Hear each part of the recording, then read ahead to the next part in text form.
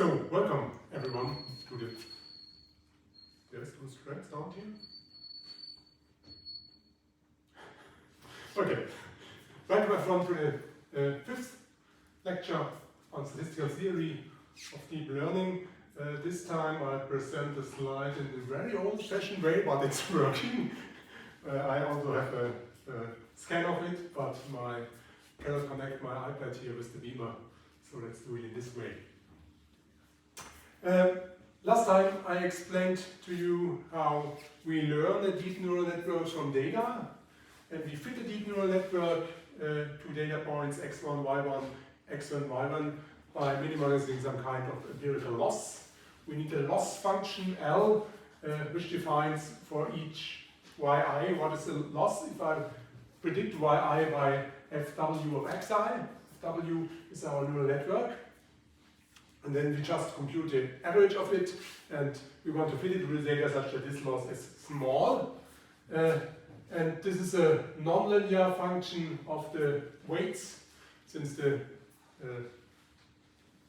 neural network is as a function of the weights a rather complicated function. There's no easy way to minimize it, to set some gradient equal to 0 and solve this, something like this. So we use instead gradient descent.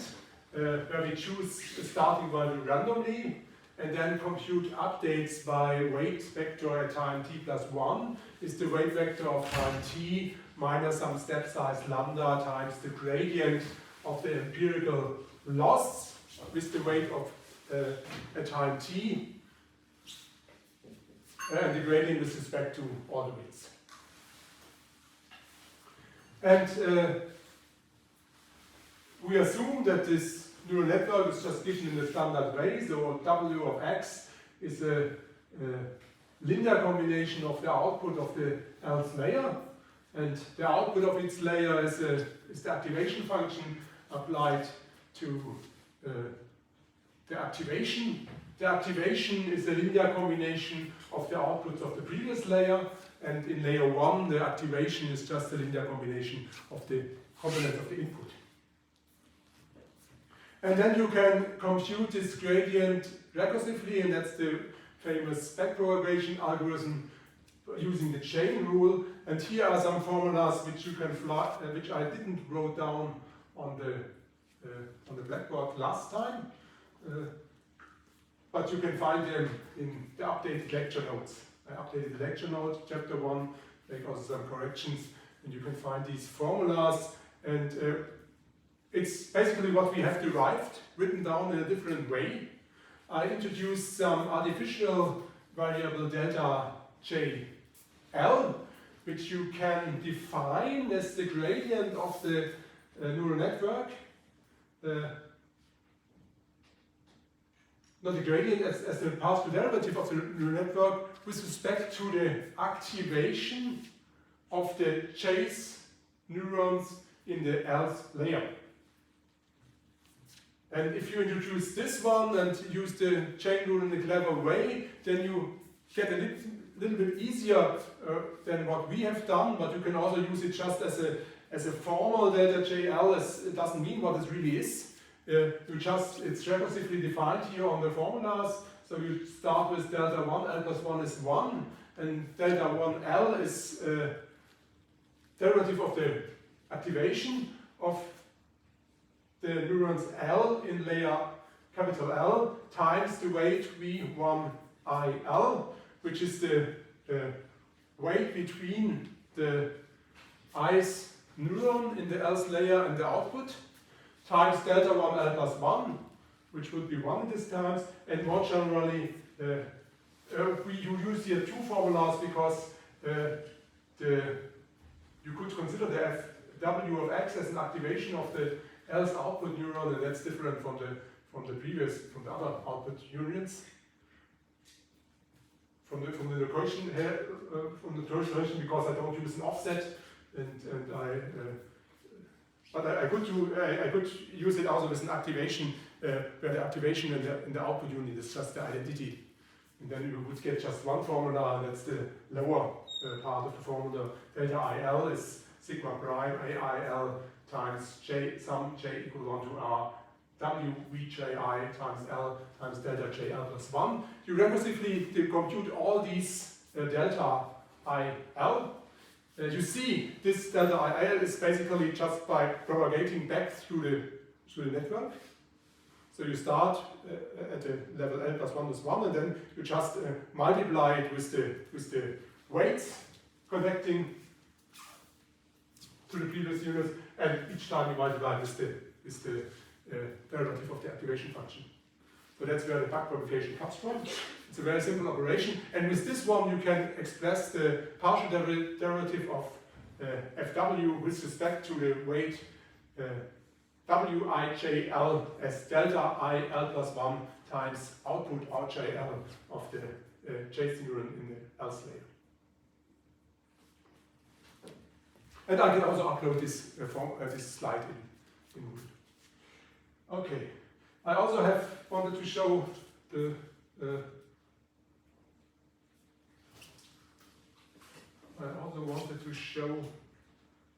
new exam questions, but can't do this because I have them only as file. Can't show this file on this old thing here. So I'll show it the next time. Now I have to remove this guy carefully.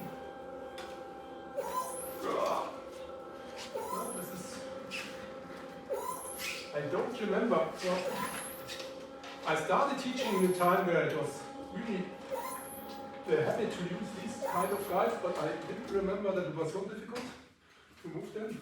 Maybe this is a especially stupid thing here. Let me make a little more light. And now we start with the real statistical theory. And this real statistical theory, well, there's different ways how you can do theory for deep learning.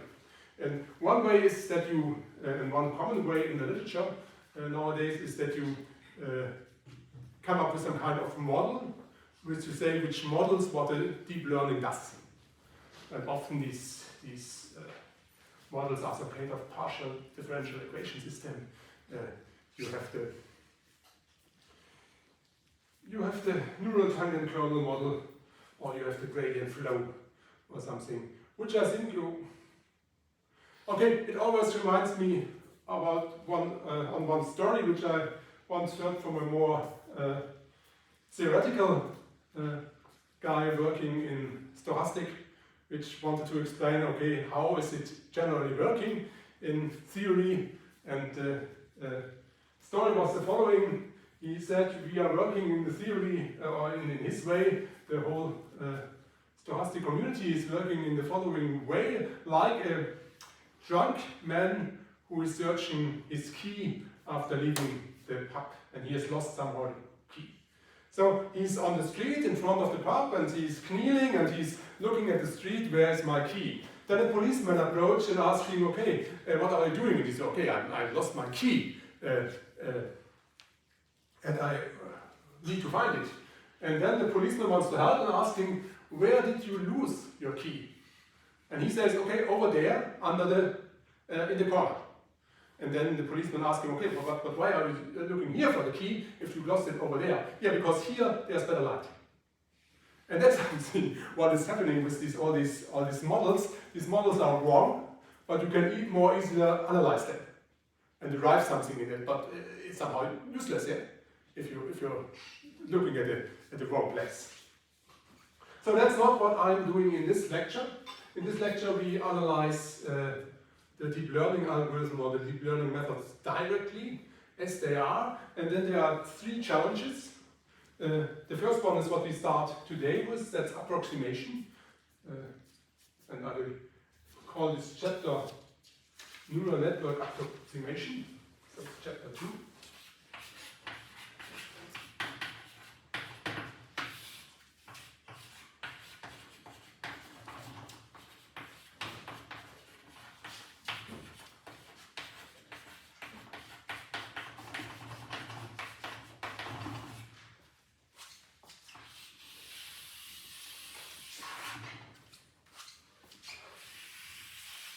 And here we deal with the question, how well can we approximate functions by neural networks?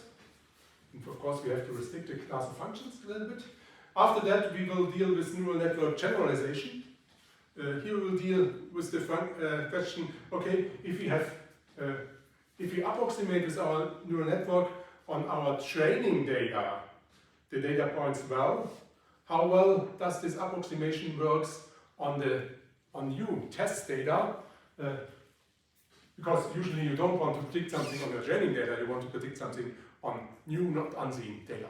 That's generalization. And then the third big question is the optimization. It's how can you find a neural network which approximates well on the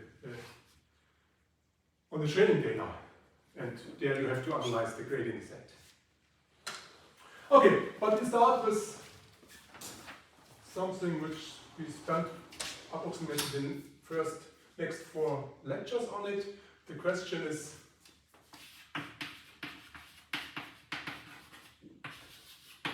how well can we approximate smooth function by neural network?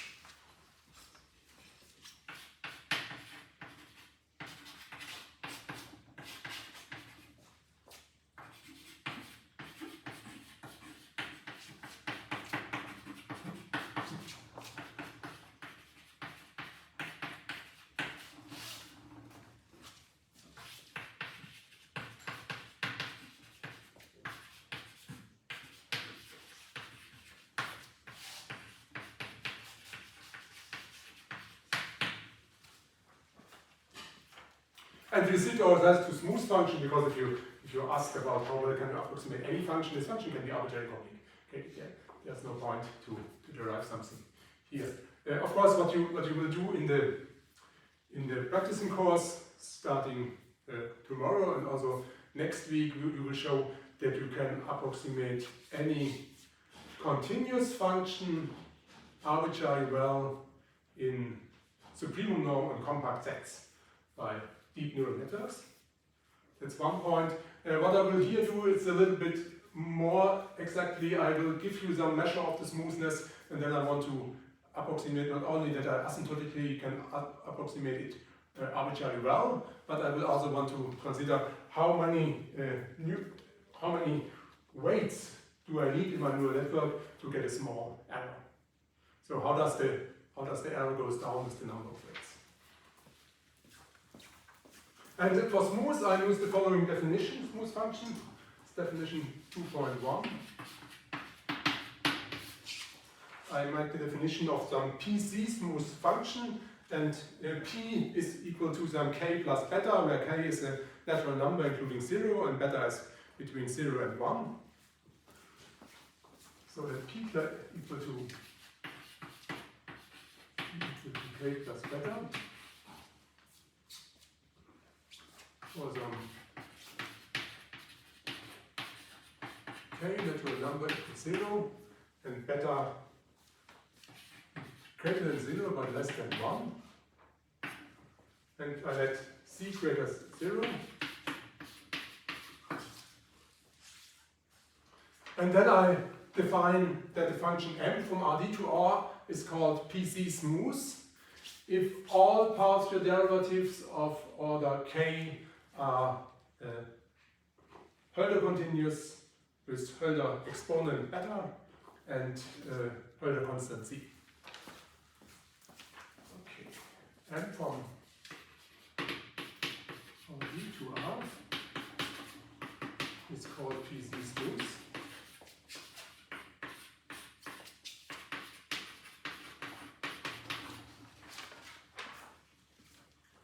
Now, so I need all partial derivatives of order k. So I define a vector alpha 1 to alpha d, which defines how often I take the derivative in each coordinate. If for every alpha 1 to alpha d.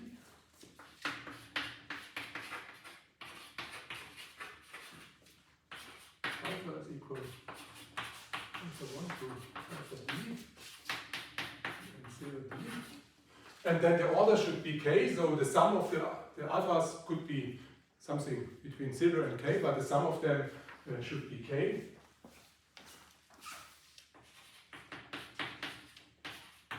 Alpha 1 plus alpha d equal k.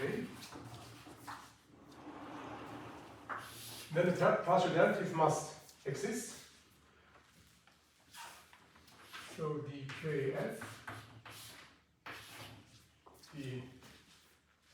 and I denote the components by x1 to xd, and x1 I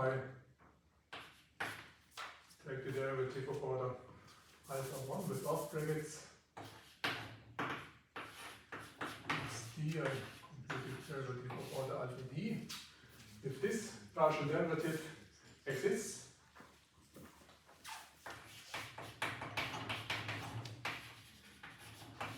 and satisfies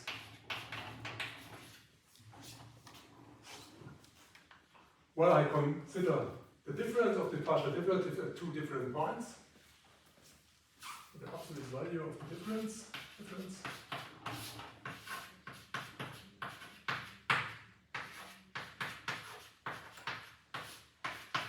X minus the same guy at the point Z.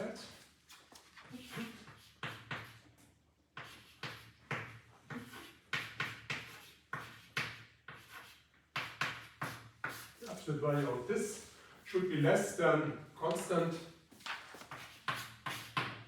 times the L2 norm between x and z with exponent beta. That should hold for all xz.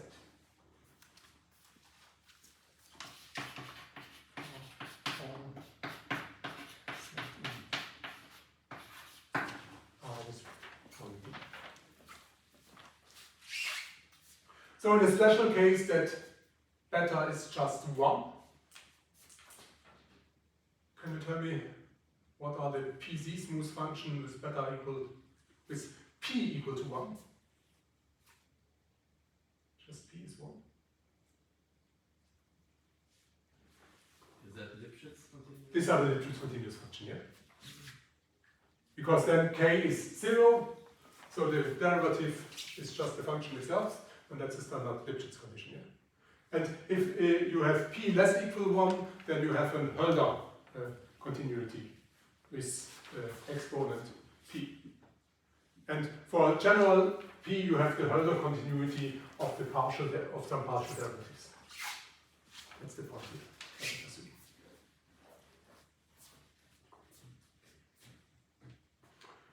Now, what is the aim?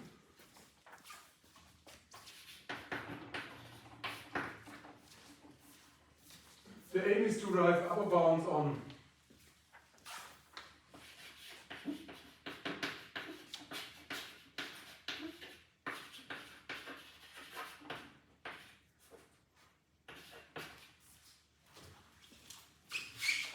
kind of approximation error, and the approximation error is the distance between a function g and a set of function f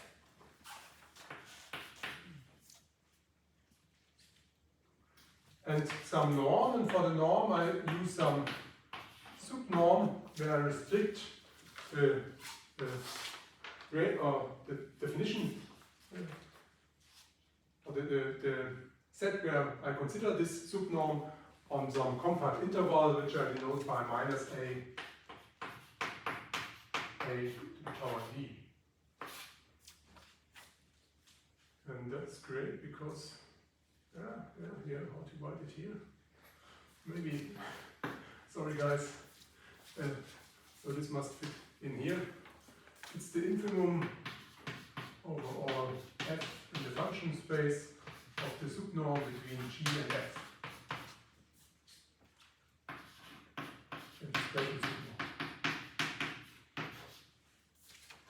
And we want to derive this quantity or upper bounds on this quantity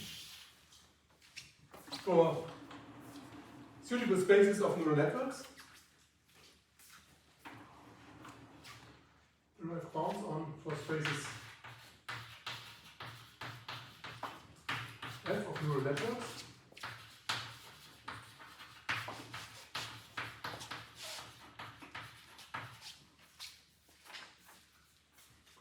And an arbitrary pz smooth function g.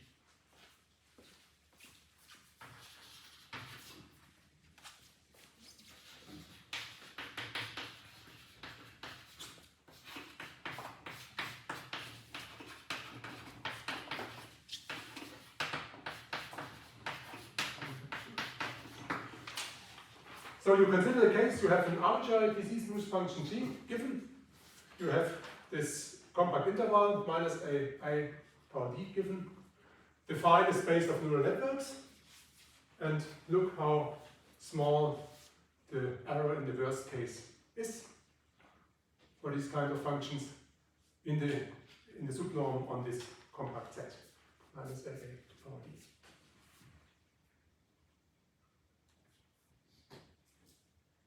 And in particular, we will be interested in how these error bounds depend on the number of weights which we have in our function space. Or maybe we have many weights, but then we just look at the weights which need some non-zero value in it. Because these are the parameters which we have to estimate if we want to do such an approximation in an application.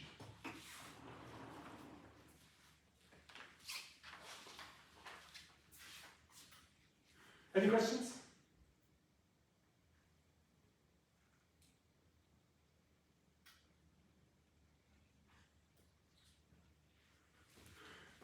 And what we will do in the sequel,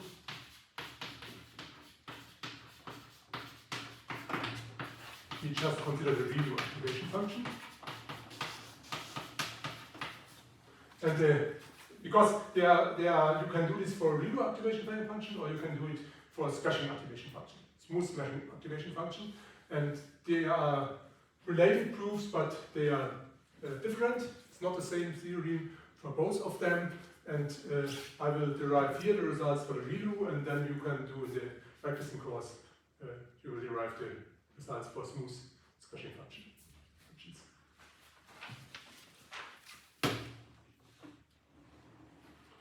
And I should start somewhere with section 1.2.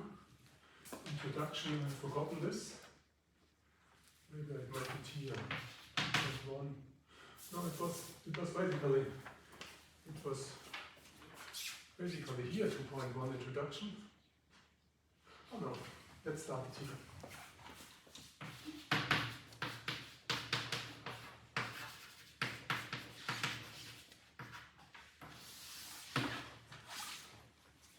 The basic idea will be, if you look at this, if you look at the redo function, yeah, it's a function which is 0 until 0 and then linear at 1. It's a piecewise linear function, continuous, and you can easily see with this redo function you can get some kind of splice. And splice are smooth piecewise polynomials. Here you have piecewise polynomials of degree 1. And then you can say, okay, let's start with looking at piecewise polynomials, and that's what we will do in the first part.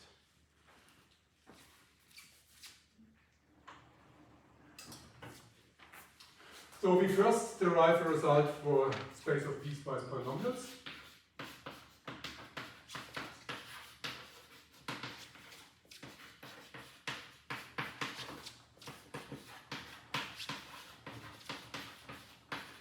Of piecewise polynomials.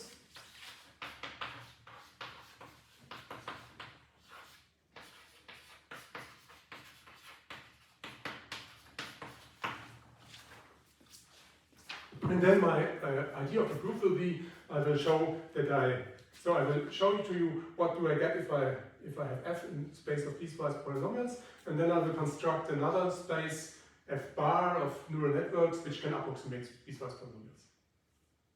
And then, of course, as a corollary, I get results for the sets of neural networks. But we start with piecewise polynomials, and the most simple thing with piecewise polynomials is to make some kind of Taylor expansion. To make this locally. So we first look at the error of a Taylor polynomial. Taylor polynomial for multiplied Taylor polynomial for a PC smooth function. And the result is lemma 2.1.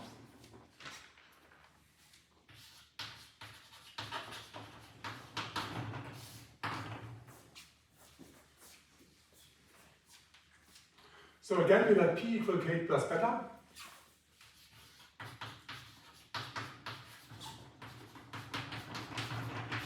With k and n0.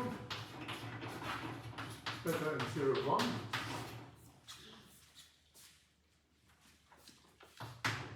And we let c greater 0.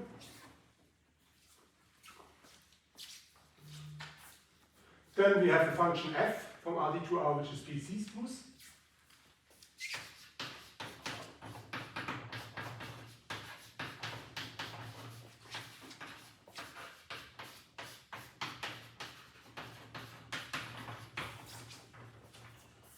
We choose some x0 in Rd.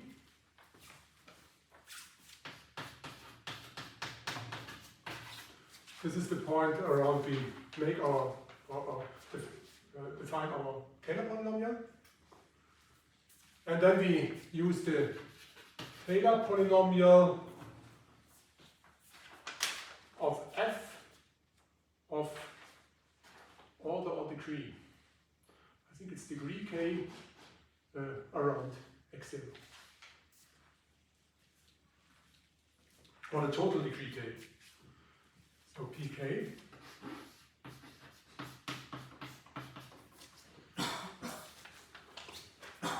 And any idea how the multiple Taylor polynomial looks like?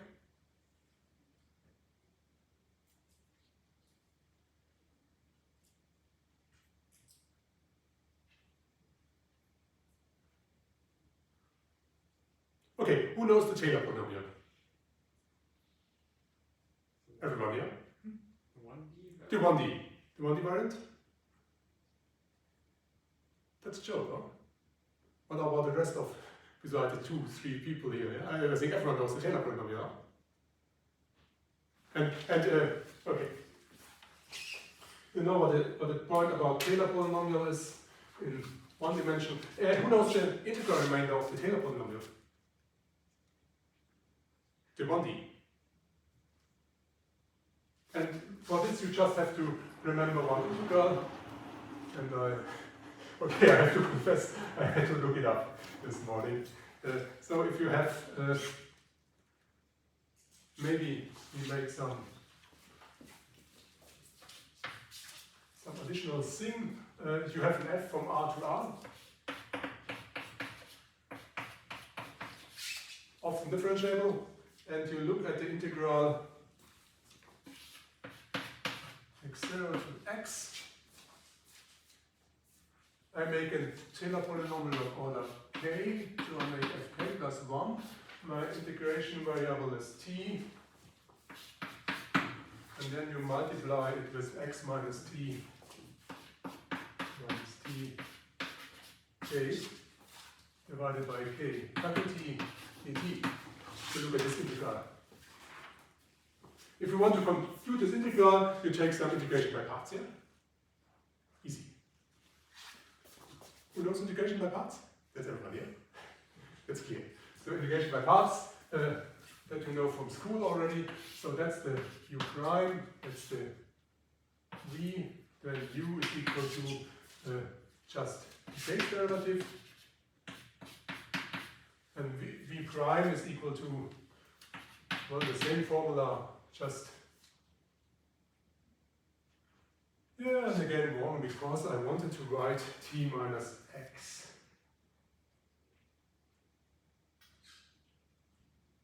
No, I wanted to write x minus t or t minus x.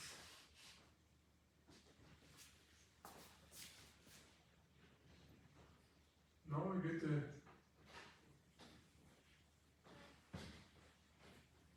Is it x0 minus t? No, it must be x, because you want to, from these two, from the product, yeah, you want to have that it at x, it should be 0, not at x0. Because you want to get that's okay, but I wonder whether I have to write x minus t or t minus x. And I think I want to write t minus x. I can change this.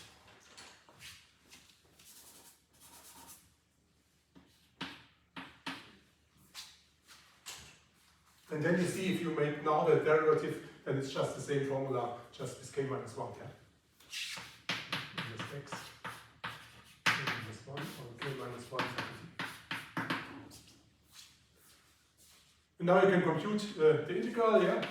That's product of these two guys, evaluated at x, gives just 0 because of the t minus x here.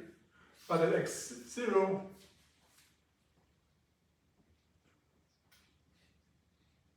no, I wanted to write x minus t here. And I want to make it.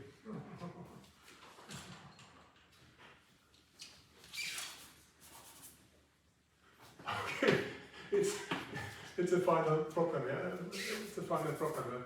I can do this only finally many times. And we make it in this way. Yeah. And if we make it in this way, then we have the product gives us just one term of the Taylor expansion. If we evaluate it at x, but with a minus in front, yeah? Minus fk of x0 divided by k facultate property times x minus x0 to k. And then I get minus the integral of the lower row here, but from this minus to minus I get a plus. And then you see it's the same integral, just with k replaced by k minus 1.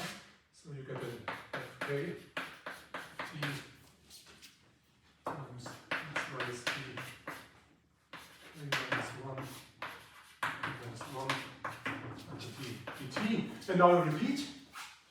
And then you see you end up with, if you have k equal 1, you just end up with f of x minus f of x0. So you see that if I bring f of x on the other side,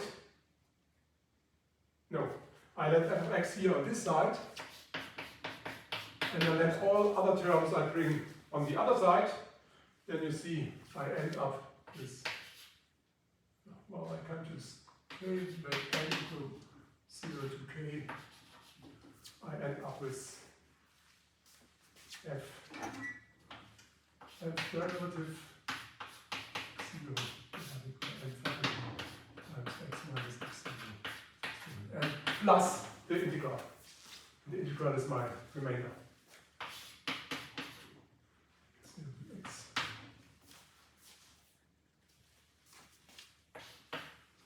f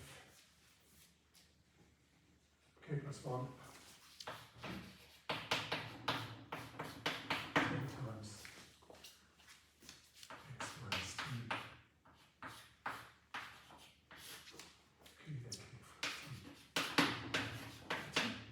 and you have to write the remainder of the Taylor polynomial, yeah?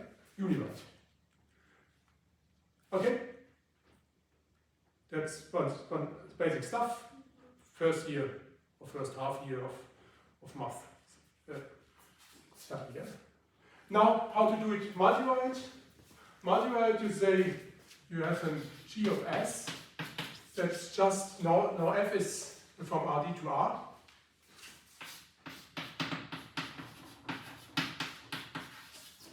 Any idea how you come from the univariate part to the multivariate part? Maybe we can do it component-wise. So first. Maybe you can do it component-wise? No. In principle, yes, but not. We do it with norms. Norms. We do this norms, of course we do it with norms, but no. It's you have to define some artificial function here. You just say that's f of x0 plus t times x minus x0. You use this function.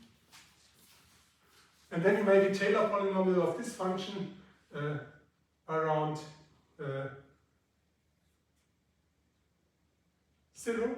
Oh, this is g of s, should give us here, sorry. Around 0. And Taylor expansion around 0, and I wrote it at s equal 1. Then g of 1. G of 1 is f of x.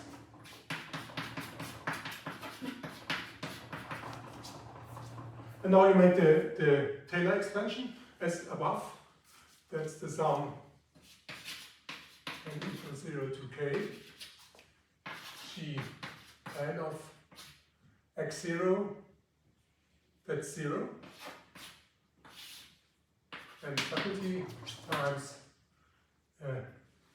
x's. So I make it with, instead of x, I make it with s, and that's 1.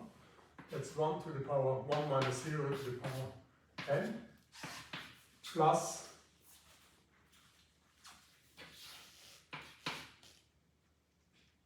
x0, so that's 0 to 1, f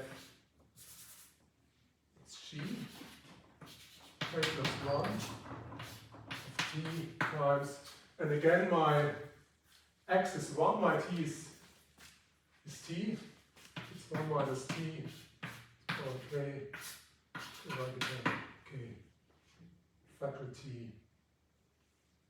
dt. Now you think, what is this derivative? Well, if you just compute the derivative,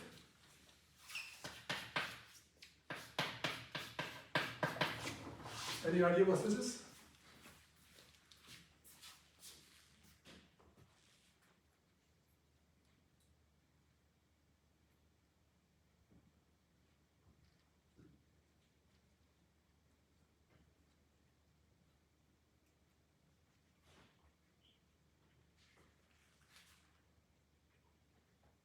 Well, it's multivariate analysis, yeah.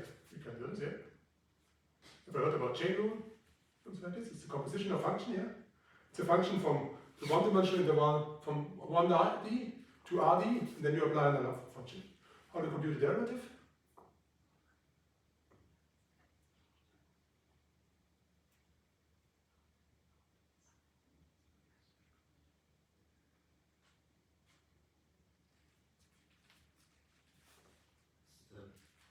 The gradient of f in x0. The gradient of f in x0, that's called, okay, it's the gradient of f. Now the question is at which point? Oh yeah, if I take it at 0, yeah, you are correct, because then I have s equals 0, it's the gradient of f in x0. Gradient of f with respect to, well, x, but we get x of x0. And then you need the gradient of the other, which is x minus x0. So you have this mapping from s is mapped to x0 times s minus x0, and the gradient consists on the derivatives of the d components of this function, and each time just has the s in it, so it's just x minus x0 and the component. So it's times x minus x0. So you can also write it in this way. You have j equal 1 to f. You compute the partial derivative of f with respect to the j's component. And what was my notation? Here it was just x1. Not sure whether I will go on with this notation. Times, because usually that's my notation, and x0j. So okay, these guys here, and now you make this not once but n times, and go on like this. And more general, if I don't look at it at, so I get multiple derivatives here, the derivative higher order here, but then for each derivative I get one of these factors here. So basically I end up with some n equals 0 to k. Then you have, I have to make now n derivatives. I make it with n sums, j1, if we want to be until GD could be 1 to Gn could be 1 to D. Could be 1 to D. And then you get the partial derivative of f of order n with respect to xj1 until xjn of x0, and I multiply with xj1 minus x0, j1 component, times x, it's 1, jd minus x0, jd components. Now it's a gn, so nice.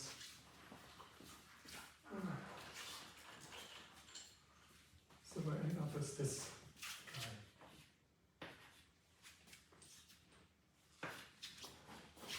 And then you have to do something similar with the integral, with the remainder, yeah? And that's not how the way you write down the multiplier Taylor polynomial, because depends on. Say you have d equal 1, j1 is 1, j2 is 2. Then you get one term, but also j1 could be, j2 could be 2 and j1 could be 1. And then of course these guys will be the same, but also these guys, this derivative will be the same. So you have to, you can combine the terms which are the same. And then you end up with, it's some combinatorial problem, but how your Taylor polynomial looks like is, here comes the formula. But do you have any idea how the formula will look like?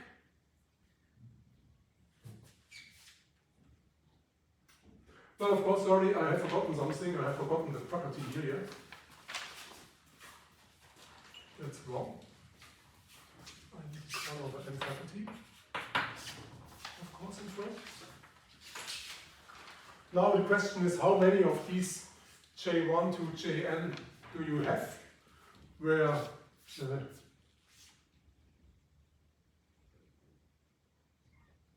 j1 occurs, what is this we need?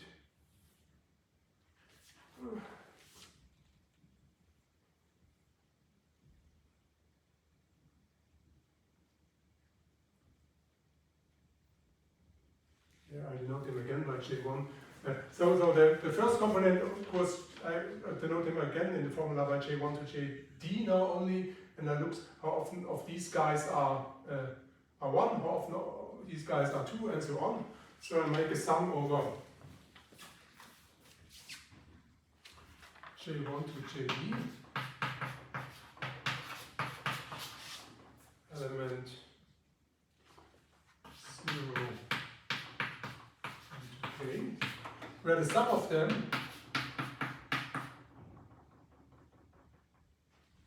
in front of it,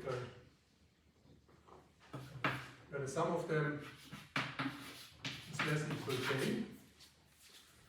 And now if the sum of them is something fixed, then I have the derivative of f which I get. That's the derivative. And I need here something which I don't, so let some space here. Make it the derivative of f with respect with order j1 plus gd. F. I take the partial derivative with the first components j1 often. And I write it now in this form, which doesn't fit to my other notation. Sorry, guys.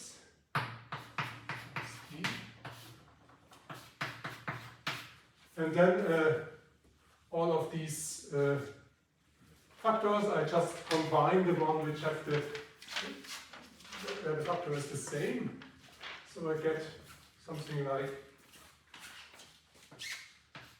x1 minus first component of x0 with exponent j1 times the same thing with the d's components.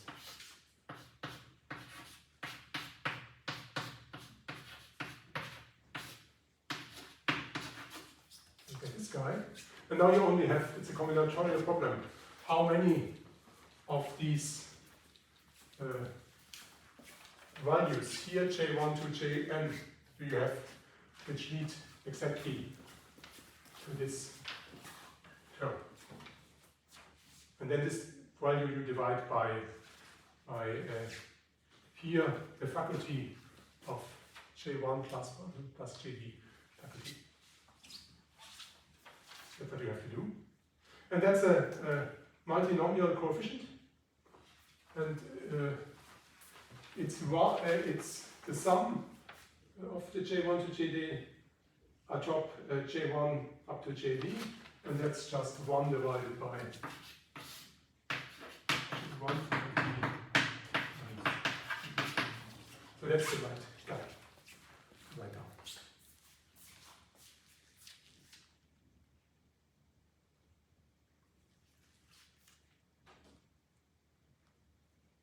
Okay, any questions? And the funny thing is, and that we will need in the proof, before I say you, well, the assertion comes quickly, but when you prove it, we need to prove, we need the right guy for this term here. Question? In the left blackboard, right side, not in the middle, where we find G. Yes. There is then the implication and the derivative of f in 0. There's something wrong here, yeah. It's a G in 0, yeah? Yes. Thank you. This guy. Okay, any more questions?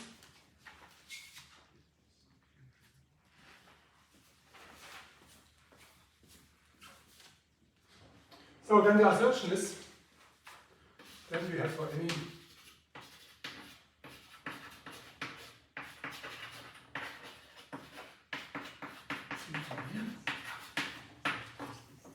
if you look at f of x minus pk of x,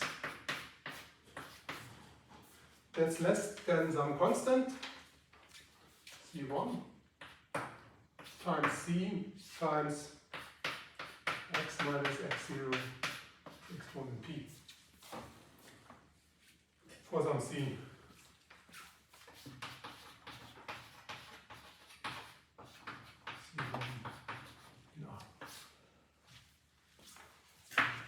That's what I would like to prove.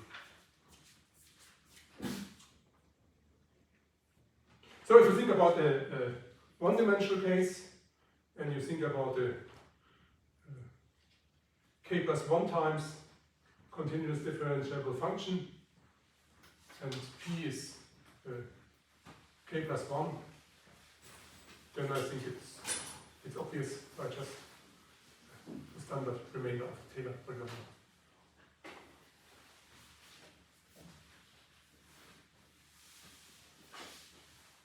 Okay, questions?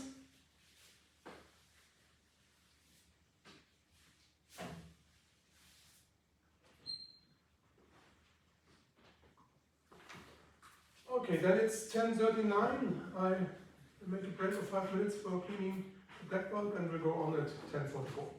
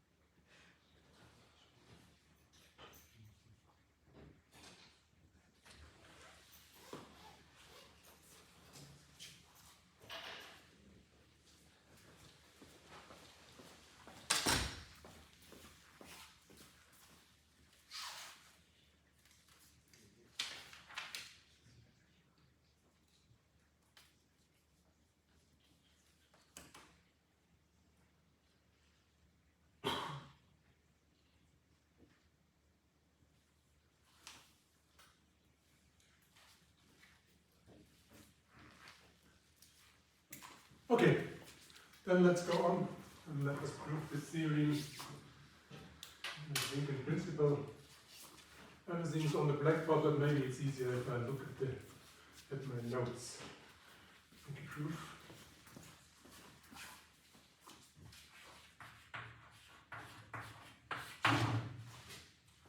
We use the definition of the Taylor polynomial, and we use the integral form of the remainder of the multiple Taylor polynomial.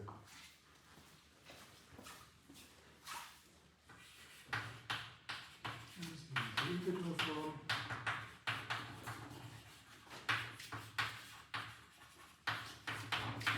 Remainder. The multiple Taylor polynomial.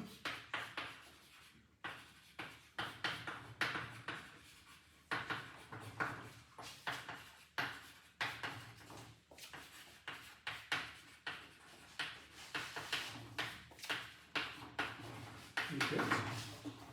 Well, what are we looking at? We are looking at f of x minus pk of x, absolute value.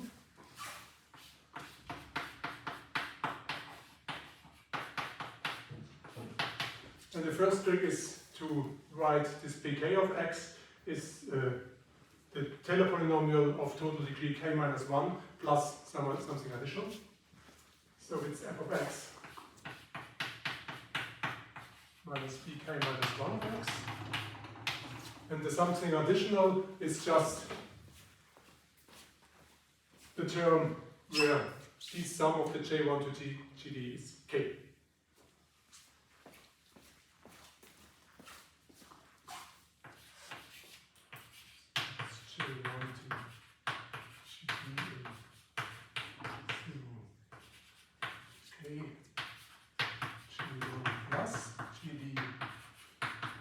Exactly to k, and then I write down the same thing as on the other blackboard.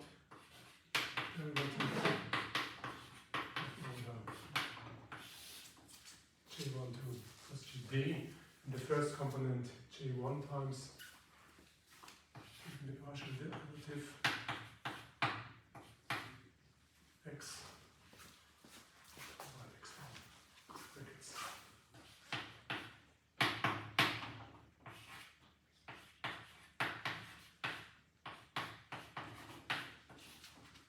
And that's at the point x0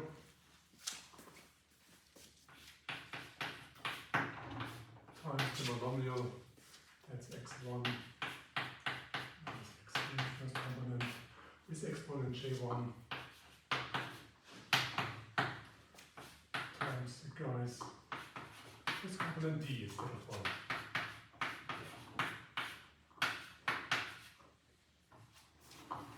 So it's this guy,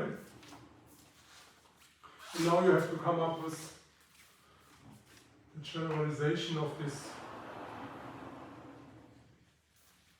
univariate remainder to the multivariate case.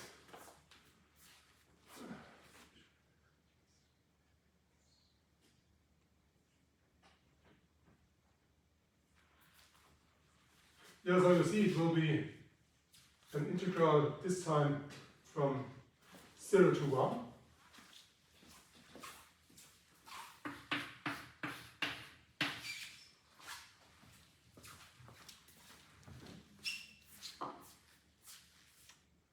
You have now, we work here with total order k minus 1.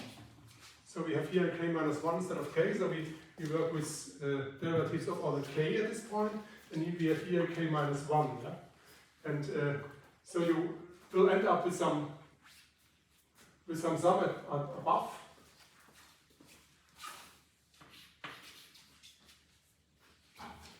And they will be, well, it's order k, so it will be at most k, so it's basically the same indexes as here. J1 to jd and C1 to k. J1 plus jd equal to k. Yeah, and I've forgotten the faculties, Again, sorry guys.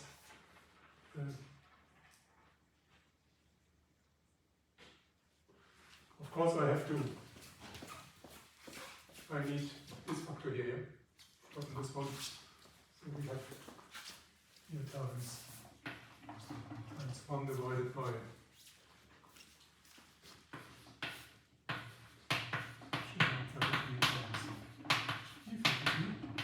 this one here. The very beginning. We got the same one here, but at that point we divide this multinomial coefficients by n faculty, which is just the value which is on top of this multinomial coefficients, but now we divide it here by k faculty and we have here k plus 1. So there will be some k left, divided by the J1 faculty times k faculty. Then we get this derivative at order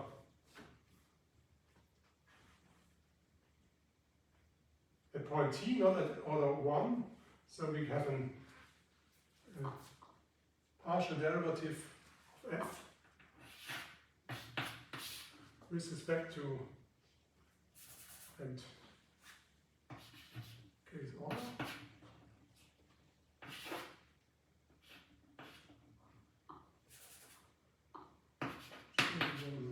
Epsilon until JD plus D. And I don't have it at order at point x0, instead I have it at point x minus, and it depends on what my variable is. Maybe I make it s as above. X0 plus x minus x0. And we have the same the polynomial. Oh yeah, you get from the partial derivatives, you get these coefficients here of these guys. x1 minus x01 until x4 minus x3 minus x0 d. And then I still got this 1 minus t, I wrote now an s, so 1 minus s is exponent k. Yes. So that should be the multiplied remainder, the integral form of it.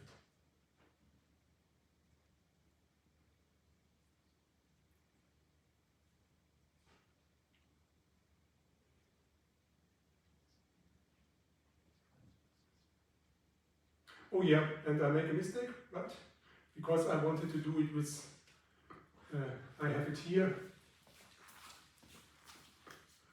The k here is not the same k as here, so this should be k minus 1. Good point. Let me check. That's the same as I have in my lecture notes. Should be, otherwise I made a mistake.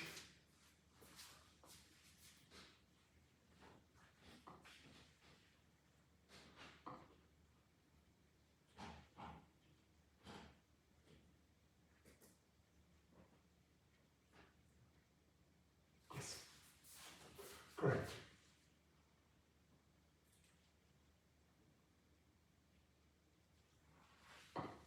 Okay, any questions? Please. What about the first part with the f of x minus pk minus 1? That's exactly f of x minus pk minus 1. The second part is missing. The minus the sum.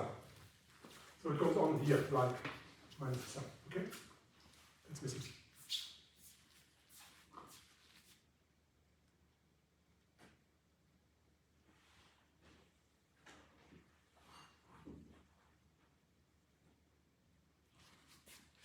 Other questions?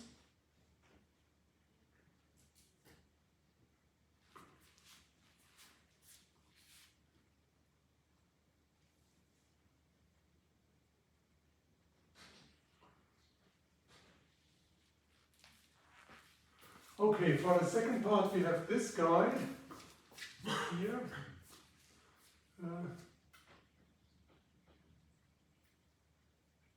Which is rather similar, yeah, if you consider it. Besides that, there's not the partial derivative at the point x0 plus s times x minus x0, just at x0, yeah.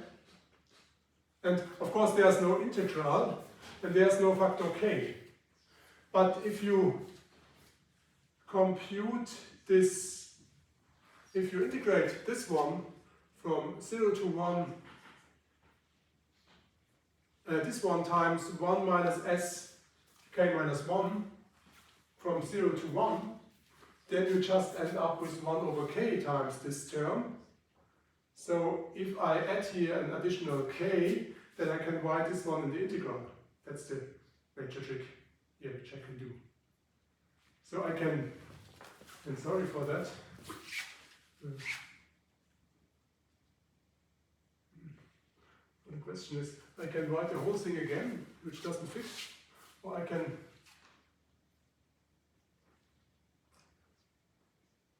enter it here, yeah? Basically. So what I can do, I can just subtract at that point the partial derivative at the point x0. And take the integral over the whole thing, and then I will end up with the above term. Because when the integral is only over 1 minus s with respect to k minus 1, if you integrated this from 0 to 1, you will end up with 1 divided by k. And this 1 divided by k will cancel with this k. That's the trick here. But maybe I go on this blackboard that you see it. You make the same thing again. So I replace this last term by just this whole term times k times the integral of, or write this whole term, j1 to k into k. The sum is just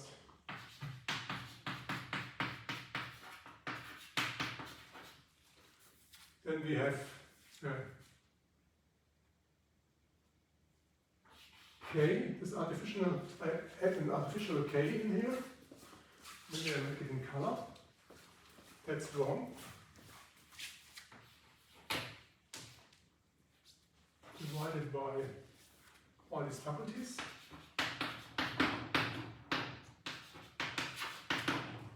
Then you come up with the partial derivative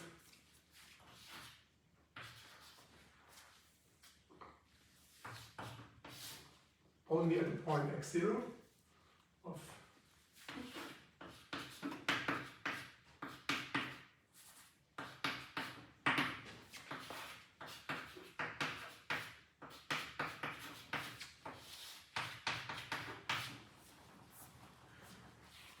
then you come up with this product x1 minus x01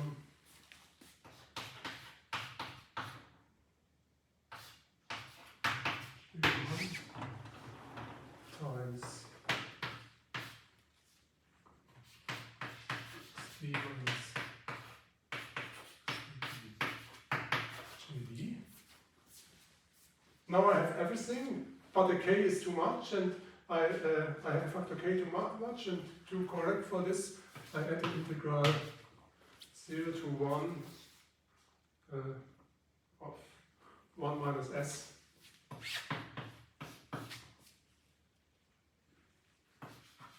minus 1 ds. So we are here.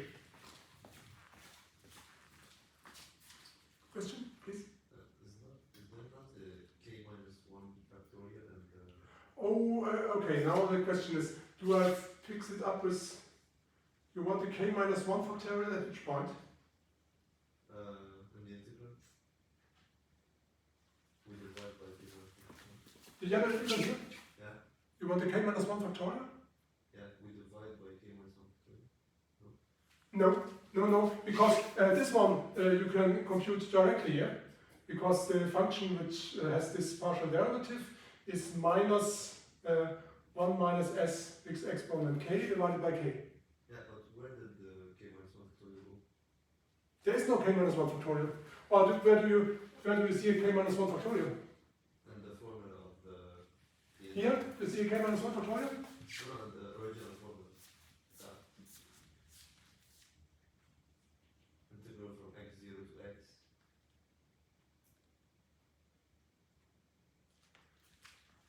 Yeah. The question is where this k minus 1 factorial goes. It, you know, you have these guys here many times. Yeah. Many of them are the same. And in factorially, you can show that there are k faculty divided by j1 faculty times j2 faculty until jd faculty, many guys of these ones. And then the k faculty divided cancels with the 1 divided by k faculty. That's the reason why I have here, at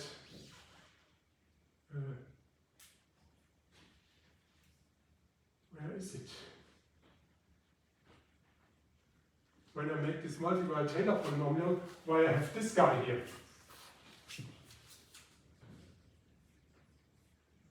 In principle, you have here 1 divided by 1 divided by, so you see here, you have 1 divided by n faculty here. But I have many times the same derivative, partial derivative. And then I count the number, how often do I have the same derivative, I divide by n faculty. And this gives you the reciprocal. Okay? And then there was a problem that I still have a remainder of order, I have a k here left, because at that point the k plus 1 doesn't fit to the k here. So basically I have a k plus 1 faculty, but I divide it by k faculty, and that gives you the k in the denominator. Okay? Other questions?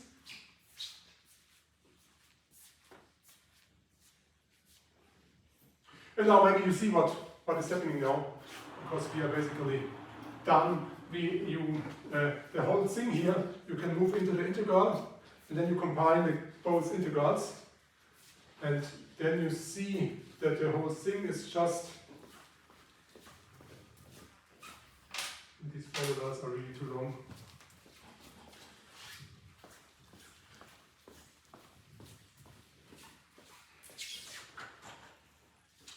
Now we combine the two integrals, and I get an absolute value, I get a 0, 1. I have the same sum in both integrals.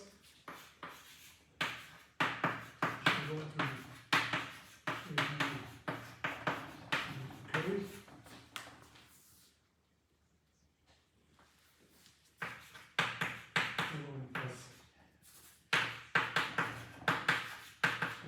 Equal to k.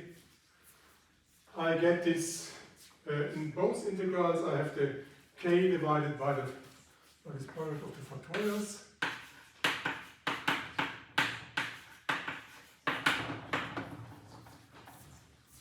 Then I have two different kinds of partial derivatives, basically the same partial derivative but at two different points.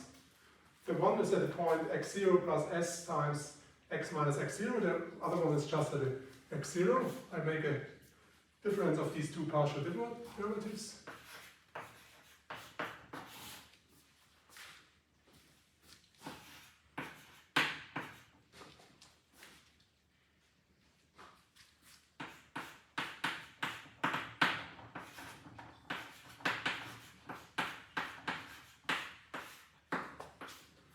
That's different. The first term I get something at x0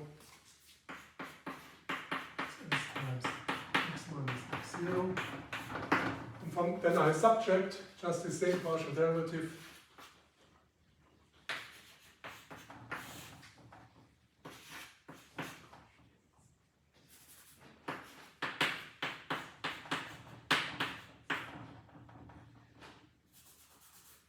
x1.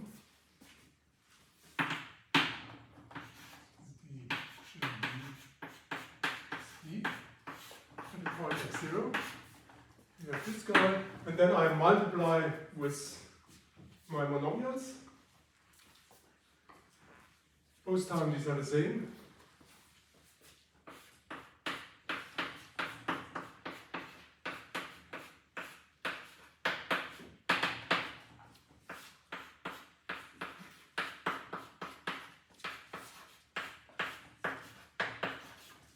Then both times I have this factor 1 minus s is exponent k minus 1.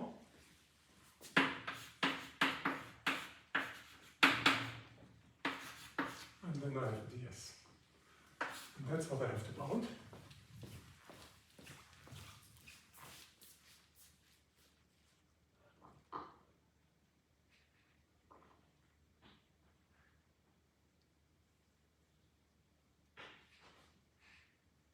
And now you see what you are doing. You use the triangle inequality and move the absolute value on the difference. You use the definition of FPC smooth. That's the partial derivative of order k. So the difference of these two partial derivatives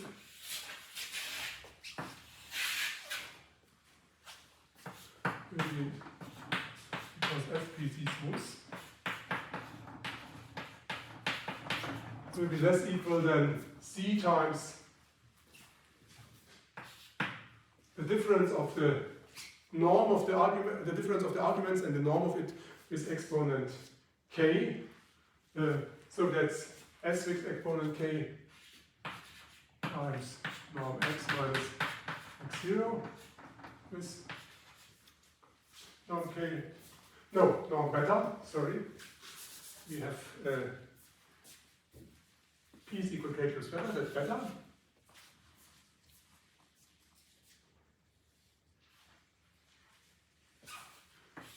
This guy here is an absolute value less equal than, well, you bound each of the difference of the components by the norm between x and x0, then it's less than norm x minus x0 with exponent j1 plus absolute jk, but it's k.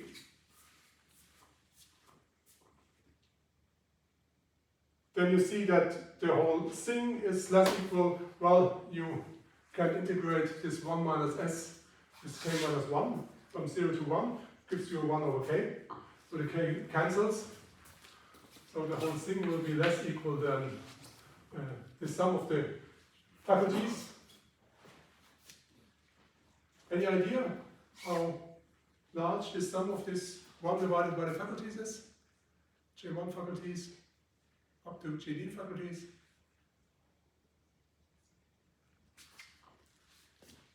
Or maybe we write it in front. Do we want to continue to think about it? That will be our constant. J1 plus JD equal to K. 1 divided by J1 faculty.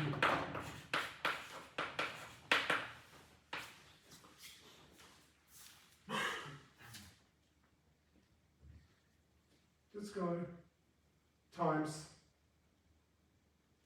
well, maybe the s fixed exponent k, I just forget about, I just bound it by 1. Goes between s is between 0 and 1. Then we have an c times x minus x0. This exponent beta plus k, which is p. Again. Provided this guy is a constant, but this guy is clearly a constant here. Depends on what this constant depends on. But one easy thing, or any idea how large this constant is?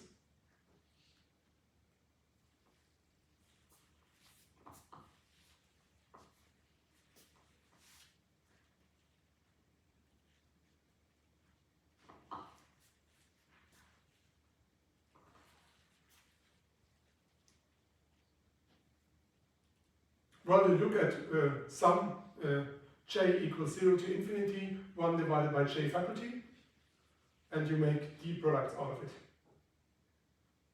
Then this whole sum will be larger than this guy here, and you know how large the sum 1 divided by j faculty from j ranging from 0 to infinity is.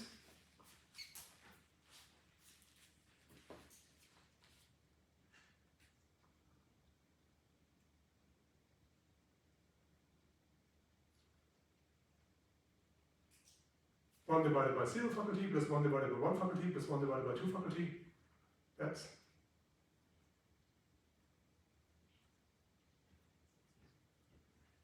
okay. You know what E with exponent x is? Is the Taylor series?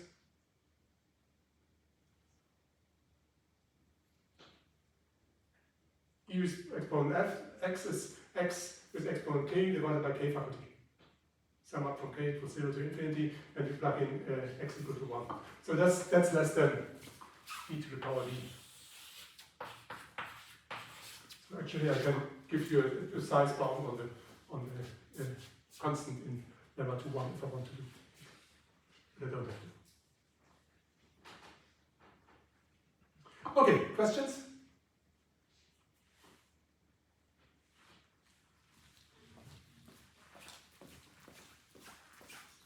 Okay, that was I think it was a trivial proof basically, but a little bit complicated to write down here.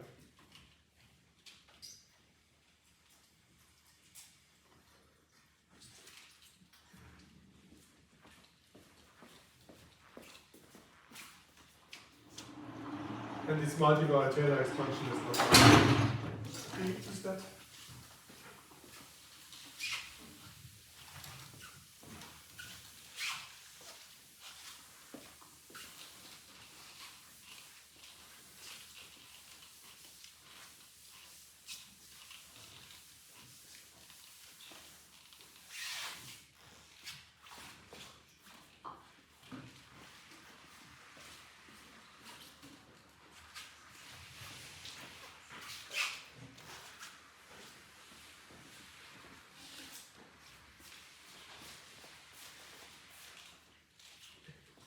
Now remember what we wanted to do. We wanted to approximate the PC smooth function by a set of piecewise polynomials. And now we choose a special set of piecewise polynomials. We had this set minus a with exponent d, where we want to approximate it. And then we divide the set just in cubes with equal size, and maybe we make k with exponent d many cubes. So let a greater than 0, k and with n.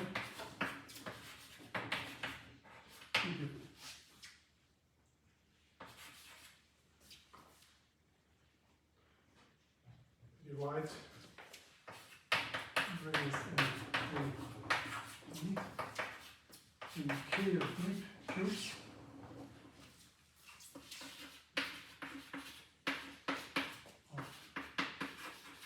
Side length. What is the side length? Well, in each component you make the interval from minus a to a. You divide into a equidistant intervals. So the side length is 2a divided by k.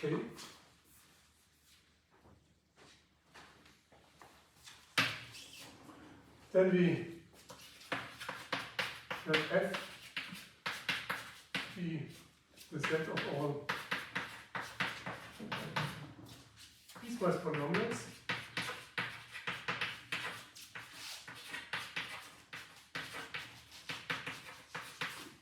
Which are on each of the above sets.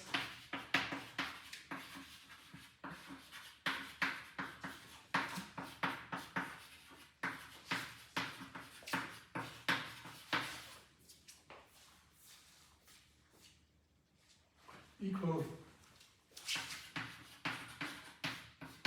to a polynomial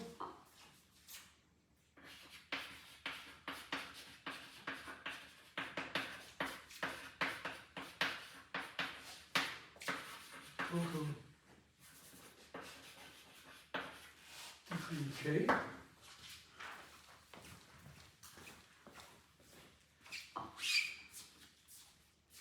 And now you use on each of these sets, you use a Taylor expansion of some function with some around some point within the set. And then you see by lemma 2.1.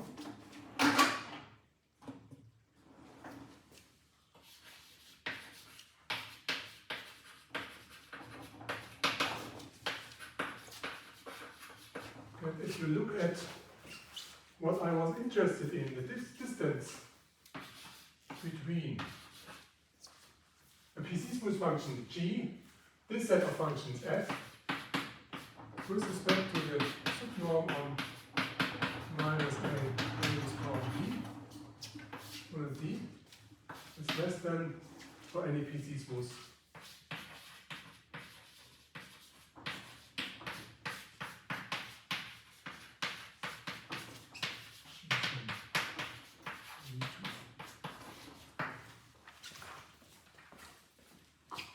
So what will success?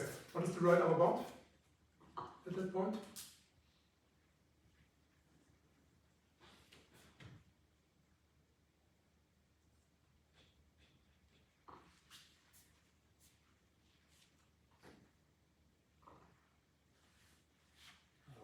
The sum we have down there is 1 times capital C times x minus x0 to the power of p. But Yes. we can also bind x minus x0 with the length of the cubes. We bound x minus x0, p with the length of the cubes, and here we have the Euclidean distance, and the other one you have the subnorm distance, so you have to add some factor square root of d. Basically. So it's less than some constant c2 times, you make capital C in there, and then the x minus x0 is exponent p, it's basically the 1 over k. Which is exponent p. That's the point.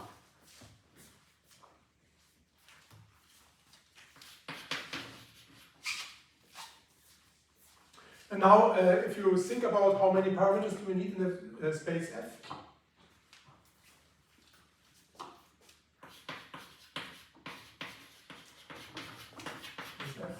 S. Many parameters. Any idea? So the parameters are these coefficients of your piecewise polynomials. Yeah? How many coefficients do we need?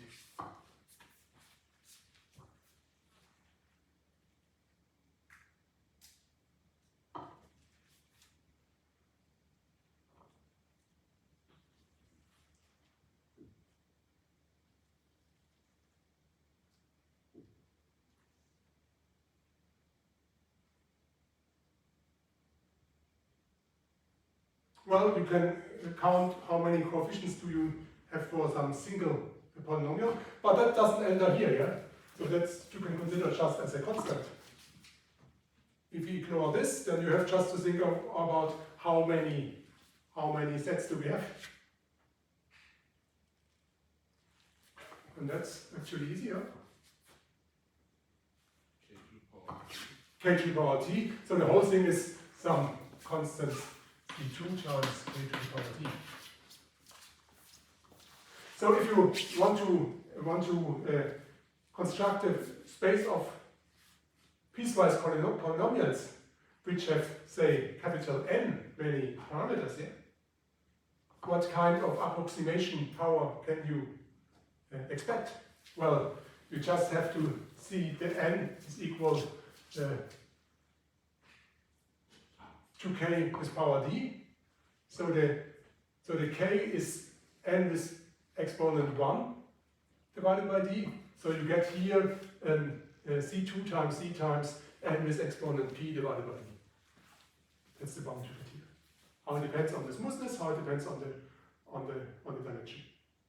And that's what we want to show for our neural network next. So basically I will show that with ReLU functions, neural networks, I can get the same part.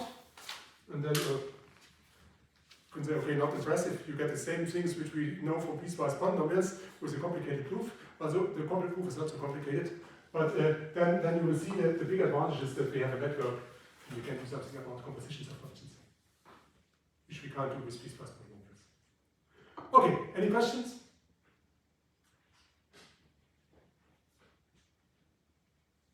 Then I'm finished for today. Wednesday is 1st of May, so it's a holiday in Germany, so no lecture then, but next Monday again.